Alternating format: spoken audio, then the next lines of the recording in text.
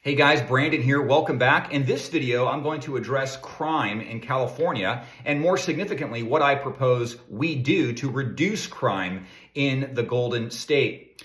Before I get into it though, I've got 3 requests of you. First, hit that subscribe button. Second, hit the like button. And third, turn on the notification bell so that you don't miss any future updates. And for those of you who are tuning in for the first time, welcome to the channel. My name is Brandon Jones, and I am running to be California's next governor in the upcoming 2026 gubernatorial election. I'm also the founding member of the fast-growing grassroots movement known as Restore California. My family and I also live in San Diego, and you can learn more about my campaign and the movement by visiting restoreca.org. Okay, let's get into the topic at hand, crime in California. Let me start with a quick statistic. In 2022, both property crime and violent crime was up 6% year over year. Crime of all kinds is a growing epidemic in California. And despite the current efforts that are aimed at reducing crime and all the taxpayer funds that is poured into these so-called solutions, crime continues to grow and exacerbate in the Golden State. So what do we do about it? Well, first, I want us to consider 3 high-level areas of focus. First, we need to hold criminals properly accountable. Second, we need to actually prevent crime. That means prevention means addressing crime before it actually happens. That's what crime prevention is, of course. And 3, we need to give those willing to change a true path forward. So considering those high-level topics, let's drill down into actual practical solutions to achieve those goals. First, we need to reinforce public safety. As I just mentioned, that includes stopping crime before it actually happens. In order to do that, we need to equip law enforcement with the proper funding and resources so they can actually do their job. If we don't have enough law enforcement staff, and they don't have the proper resources to do their job, they're not going to be able to show up in a short amount of time. They're not going to be able to do their job effectively, and they're not going to be able to meet the demand of the job. In fact, studies show that a 10% increase in just police presence, a 10% increase in police presence significantly reduces crime alone. Second, we need to especially target high crime areas, those areas throughout the state that are more prone to violence and theft and drug distribution. Third, we need to restore strict penalties for repeat violent offenders. These individuals especially pose a continued threat to public safety. We have to absolutely kill and end this endless cycle of arrest and release.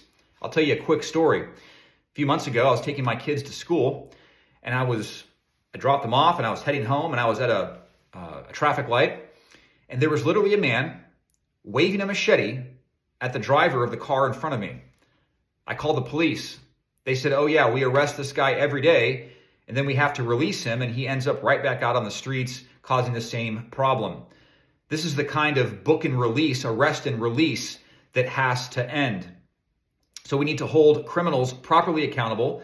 We need to give law enforcement the funding and the resources they need to do their job. And we need to provide real consequences for crime. So we need to strengthen the consequences, especially for organized theft, drug trafficking, and violent crime, especially fentanyl distribution, as fentanyl distribution is the leading cause of the overdose crisis in this state. Additionally, we need to expand rehabilitation. For those who really do want to rebuild their lives and get back on their feet, we need to offer them a real second chance, especially for those who have committed non-violent crimes.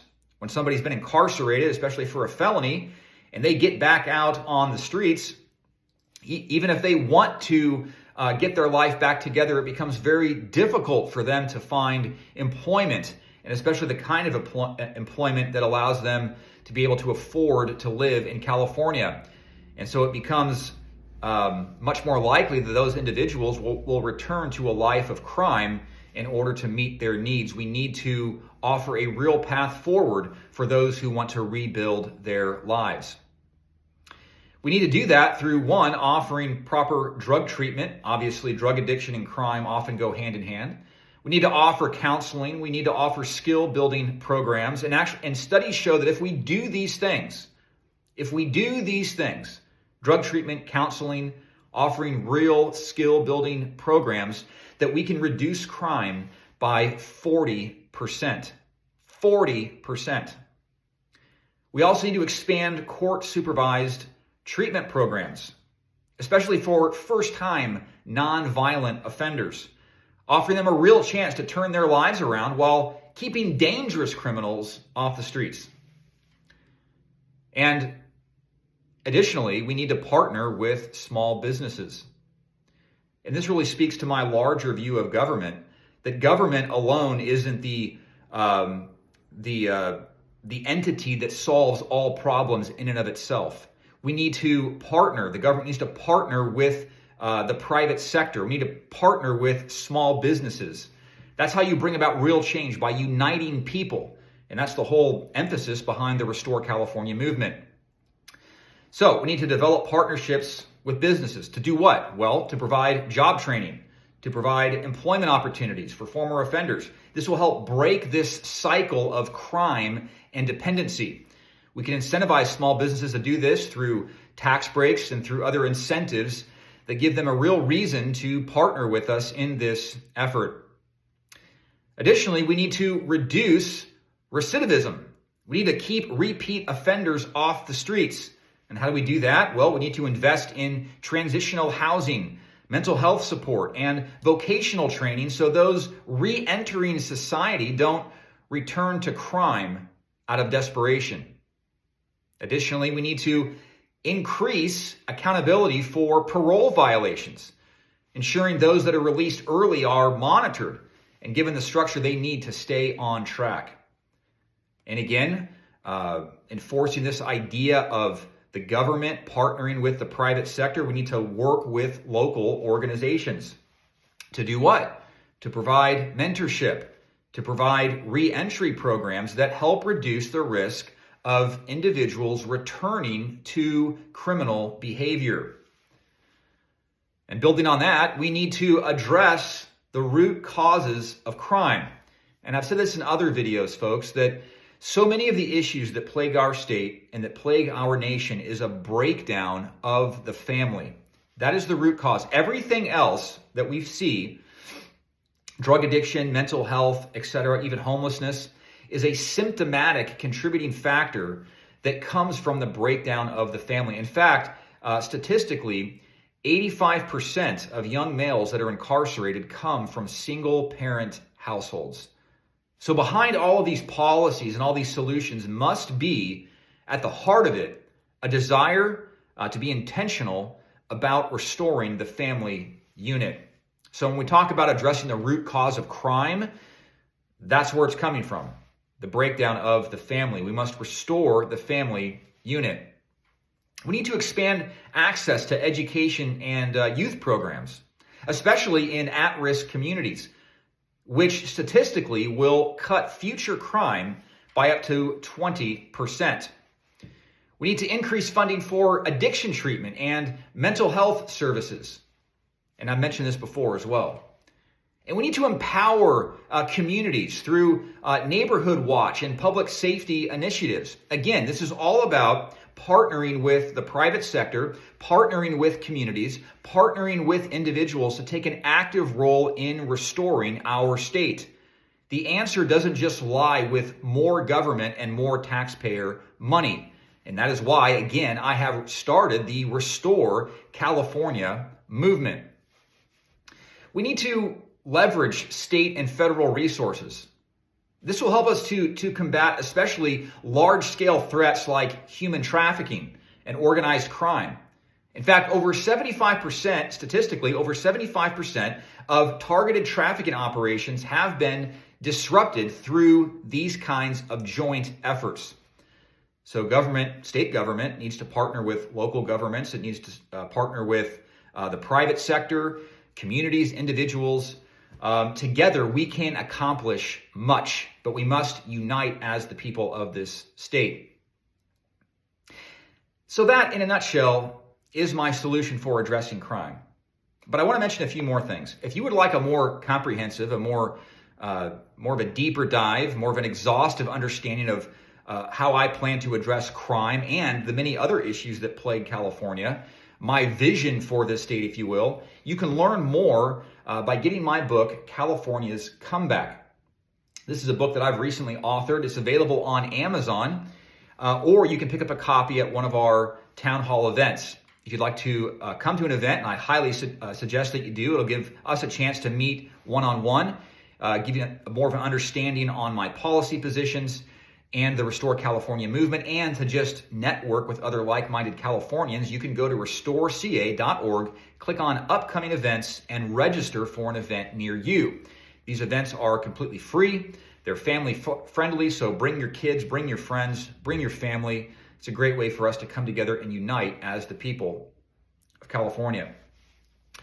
So, why do I feel that my solution is better than the existing policies that are in place?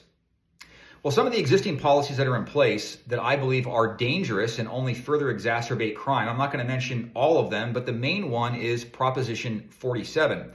Now, Proposition 47 has been in effect for a number of years, and what that effectively did was it reduced certain crimes, certain nonviolent crimes, and even certain drug-related crimes that should have been classified as felonies.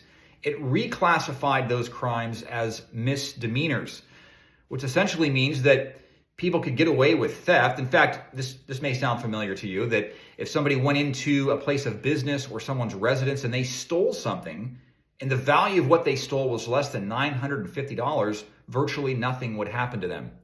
Now, Proposition 47 came about to reduce prison overcrowding, but all it really accomplished was increasing crime in our communities. So it's an ineffective policy that needed to be reversed.